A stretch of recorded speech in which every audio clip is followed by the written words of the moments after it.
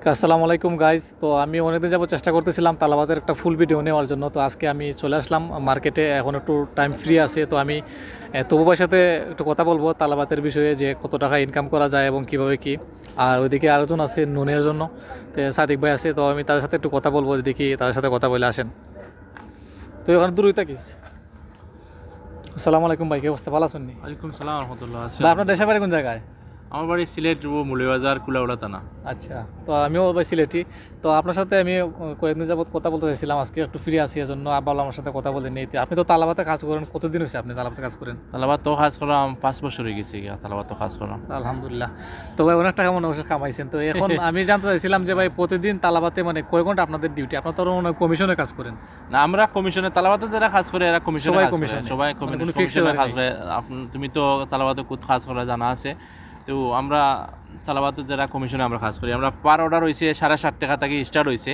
এরপরে যতক্ষণ আমরা 7 কিলোমিটার দূরে গেলে প্রতি কিলোমিটার হিসাবে আমরা ডিস্টেন্স আলাদা করে টাকাগুলো extra টাকা আলাদা দেওয়া হয় হয়, আর কি। হ্যাঁ। আর এমনি অর্ডার 7.5 টাকা করে আমরা দেয়। আচ্ছা, তো এখন যদি কেউ নতুন জয়েন করতে চায়, এখন কি জয়েন করতে পারবেন? তালাবাতে কি হায়ারিং গুলো আসেনি? তালাবাদ তো হায়ারিং খোলা আছে সবসময়ও, তালাবাদ তো হায়ারিং খোলা আছে, কিন্তু বর্তমানে আমরা ভিসার জটিলতার লাগে আমরা আসলে বাংলাদেশের ভিসা ট্রান্সফার পর্যন্ত বন্ধ। আমরা কোনো জাতের ভিসা এখান থেকে এক কোম্পানি থেকে আমরা অনেক কোম্পানি যেতে পারলাম না। ঠিক আছে, এখন আমি আসলে আপনার মাধ্যমে বাংলাদেশ সরকারে আমি একটা অনুরোধ ওটাও করতাম চাই যে সংযুক্ত আরব আমিরাতও যাতে ভিসা ট্রান্সফারটা কমসে কম চালু হয়। এটা লাগে অনেক মানুষ অপেক্ষা, আমরা বন্ধু বান্ধব অনেক আছে, তারা স্যার তালাবাদও কাজ করতো, কিন্তু ভিসা বন্ধ লাগে, তারা আইয়া তালাবাদও কাজ করতে পারে না। তো আমার অনুরোধ হবো, আমরা বাংলাদেশের বর্তমান যে অন্তর্বর্তীকালীন সরকারের প্রধান উপদেষ্টা ডক্টর মোহাম্মদ ইউনূস সাহেবের দৃষ্টি আকর্ষণ করবো আপনার মাধ্যমে, যাতে আমরা এই সংযুক্ত আরব আমিরাতের ভিসাটা যাতে ট্রান্সফার খোলা হয়।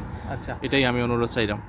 ধন্যবাদ ভাই। আর হয়েছে কি, এখন তালাবাতে আপনার কয় ঘন্টা ডিউটি করা লাগে, মানে প্রতিদিন কয় ঘন্টা কাজ করতে হয় এবং প্রতিদিন সর্বনিম্ন কত টাকা ইনকাম করা যায় একটু বলুন। তালাবাতর কাজ বলতে আপনার বেস্ট বালা যদি থাকে তাহলে কাজ প্রতিদিন আমরা যদি 10 ঘন্টা আমরা ডিউটি করি, 11 ঘন্টা করি, তাহলে আমরা দেখা যায় 15, 16টা, 20টা, 22টা পর্যন্ত অর্ডার দিতাম পারি। মানে বেশি হইলে 20-22টাও করা যায়? 20-22টাও করা যায়, আলহামদুলিল্লাহ বালা।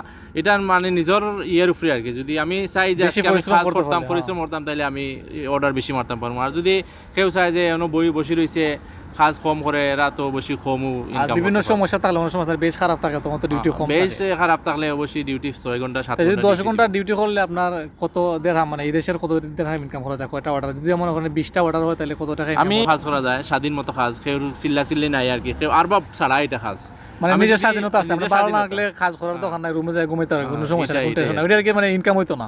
ইনকাম হইতো, রুমে ঘুমাইলে তো ইনকাম হইতো না। আমরা যদি এখন ডিউটি যদি না করি, কেউ যদি প্রতিদিন যদি 10 ঘন্টা কাজ করে, সর্বনিম্ন বাংলাদেশের প্রায় 5,000 টাকা 4,000 টাকা ইনকাম করা যায়।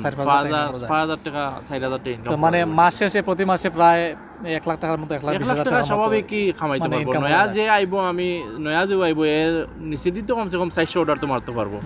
400 অর্ডার মারলে 1 লাখ টাকার মতো আসে। 400 অর্ডার মারলে তো লাখ টাকার কাছাকাছি আইবো। তো খরচ কত হবে মনে করেন? খরচ বলতে আমরা যে তালাবাদ কাজ করি, কোম্পানি গাড়ি আমরা দেয়, কোম্পানি গাড়ি সার্ভিস সব কিছু কোম্পানির। আমরা খালি গাড়ির ভিতরে পেট্রোল ডালমু আর আমরা চালাইবো, বস। আর আমরা কোনো খরচ নাই। পেট্রোলের খরচ পুরো মাসে দেখা গেছে 500 টাকা আর 400 টাকা আর এরকম অবস্থা আর কি পেট্রোলের খরচ। আর রুম ভাড়া খানি তো এগুলো নিজের উপরে, যে রুম ভাড়া তো সেমই আসে, কিন্তু খাওয়াটা আলাদা আলাদা, মানে 100-200 টাকা বলুন তাই, তেমন কিছু না এইরকম অবস্থা। তো মনে করেন মাস শেষে 300 টাকা রুম ভাড়া, আরো 300-400 টাকা খাওয়া দাওয়ার খরচ আর কি। আর পেট্রোল মনে করেন আরো 500 টাকা, ওটাও তো মানে 1,000-1,100 টাকা খরচ হয়ে যাও, কিছু সমস্যা না। 3,000 যদি আমরা রুজি করি নরমালি, 2,000-2,200 টাকা 300 টাকা মানে থাকবো। এবারে সর্বনিম্ন হয়েছে এটা, মানে 60,000-70,000 টাকা মানে সর্বনিম্ন ইনকাম থাকবেই খরচ বাদে। আর যদি আপনি মাসে 1.5 লাখ টাকা ইনকাম করেন, তাহলে 50,000 বাদ দিলে 1 লাখ টাকা, 1,20,000 টাকা ফাটানো যাইব, আপনি যেটা বলছেন বেশি কাজ করলে আর কি। তো আচ্ছা, ঠিক আছে, তাহলে ভাই যে কোনো লোকই তো কাজ করতে পারবে না। লেখাপড়া কতটুকু জানা লাগবে এরকম কোনো কিছু? লেখাপড়া জানা লাগবে বলতে হালকা এক টুকটাক ইংলিশ এগুলা পড়তে যাকে, তাহলে এই দেশে তো আমরা সব কিছু দোকানও যে নামগুলা সব ইংলিশ, অথবা আমরা যে অ্যাপ যেটা চালাই এটাও ইংলিশ, মানে সামান্য ইংলিশ সম্পর্কে সামান্য অভিজ্ঞতা থাকতে হবে।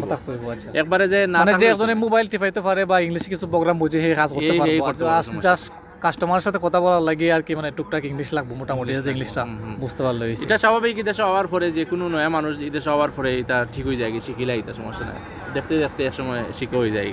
তো এটার লাগে কেউ বয় পাওয়ার দরকার নাই, সবাই করতে পারবে। যদি ওপেন হয় তাইলে আপনারা আমরা তো লাইসেন্স তো অবশ্যই লাগবে। লাইসেন্স আচ্ছা আমি নেক্সট অন্য একটা ভিডিওতে আপনারা নিয়ে আসবো অবশ্যই লাইসেন্স কিভাবে কি করতে হবে, কত টাকা খরচ হবে না হবে। তো আপনি তো বলছেন যে 70,000 থেকে 1 লাখ টাকা পর্যন্ত মানে দেশে পাঠানো যাবে যদি কাজ করা হয়। এটা ফাটানো যায়। তো আচ্ছা